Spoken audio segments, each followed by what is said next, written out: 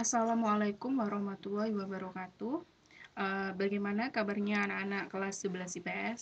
Semoga kalian semua selalu sehat dan dalam lindungan Allah. Sebelum kita mulai pembelajaran hari ini, mari kita buka dengan bacaan basmalah. Bismillahirrahmanirrahim. Semoga apa yang kita pelajari hari ini dapat bermanfaat untuk kita semua. Amin ya robbal alamin. Hari ini kita akan membahas mengenai kepadatan, komposisi, dan proyeksi penduduk. Kita bahas dulu mengenai kepadatan penduduk. Apa sih itu kepadatan penduduk? Kepadatan penduduk itu merupakan banyaknya jumlah penduduk persatuan unit wilayah. Melalui kepadatan penduduk, kita itu jadi tahu mengenai jumlah rata-rata penduduk pada setiap kilometer persegi pada suatu wilayah. Pengukuran kepadatan penduduk suatu wilayah itu dibedakan menjadi 4 ya. Yang pertama yaitu kepadatan penduduk aritmatik. Untuk aritmatik ini merupakan kepadatan penduduk persatuan luas. Jadi jumlah penduduk suatu wilayah itu dibagi dengan luas wilayah kilometer persegi. Yang kedua yaitu kepadatan penduduk fisiologis. Ini dilihat berdasarkan luas wilayah tanah pertaniannya, kilometer persegi. Jadi jumlah penduduk suatu wilayah dibagi dengan luas wilayah pertanian. Untuk yang ketiga yaitu kepadatan penduduk agraris.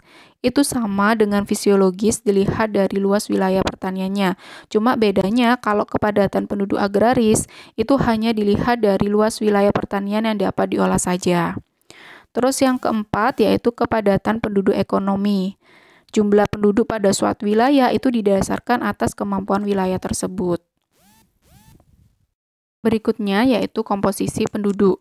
Komposisi penduduk itu merupakan penggolongan atau pengelompokan penduduk berdasarkan kriteria-kriteria tertentu seperti yang ada pada layar ya.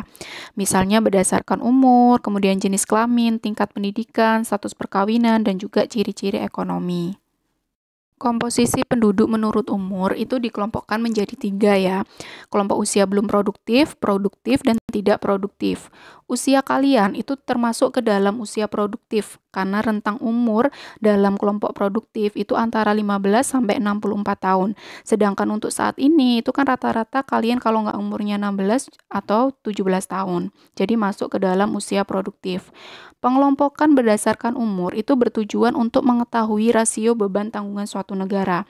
Jadi dapat dilihat nih, seberapa perbandingannya antara penduduk yang usia non-produktif dengan penduduk usia produktif. Untuk rumus rasio beban tanggungan itu seperti yang ada pada layar ya. Jadi DR sama dengan penduduk belum produktif ditambah dengan penduduk tidak produktif dibagi dengan penduduk produktif baru dikalikan dengan 100%. Komposisi penduduk menurut jenis kelamin itu pastinya dikelompokkan menjadi 2 antara perempuan dan juga laki-laki.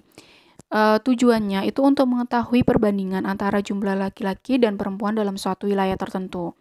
Kalau jumlahnya tidak seimbang antara jumlah penduduk laki-laki dan perempuan itu dapat mengakibatkan rendahnya angka kelahiran dan juga pertumbuhan penduduk. Berdasarkan komposisi penduduk menurut umur dan jenis kelamin itu dapat dibuat piramida penduduk, di mana jenis piramida penduduk itu dibedakan menjadi 3. Yang pertama yaitu piramida penduduk muda atau ekspansif. Piramida penduduk muda itu menunjukkan sebagian besar penduduknya adalah kelompok usia muda. Makanya bentuk dari piramida penduduk muda itu sendiri seperti yang kalian lihat pada layar itu kan bagian bawahnya itu lebih besar daripada yang atas. Dan yang atas itu lebih runcing karena memang bagian bawah itu adalah kelompok rentang usia muda. Piramida penduduk muda itu sebagian besar terdapat di negara-negara berkembang ya, salah satunya di Indonesia. Jadi negara yang termasuk piramida penduduk muda itu angka kelahirannya lebih tinggi, sedangkan angka kematiannya itu rendah.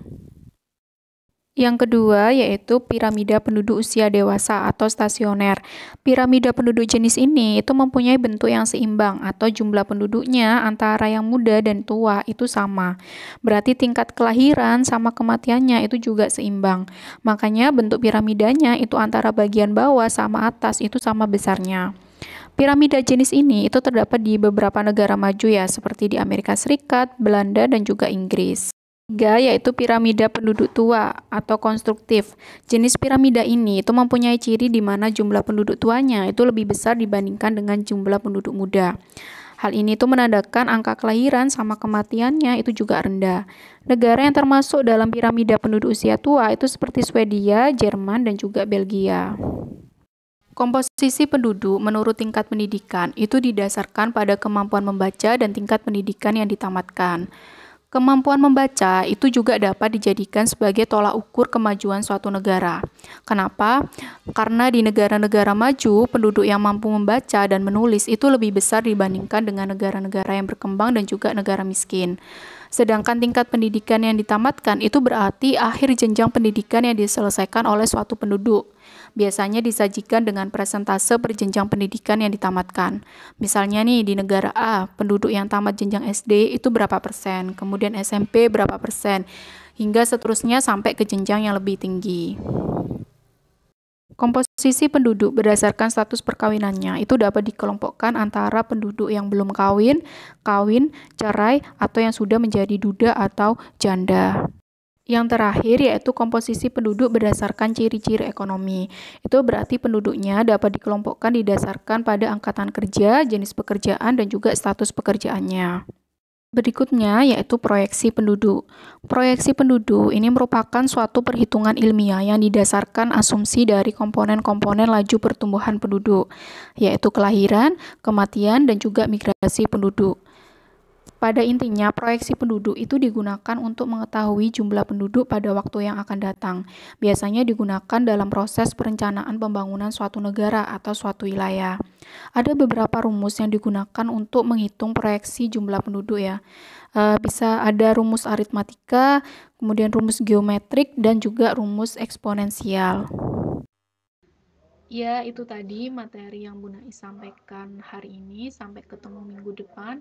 Tetap selalu semangat dan jaga kesehatan. Bu Nais akhiri. Wassalamualaikum warahmatullahi wabarakatuh.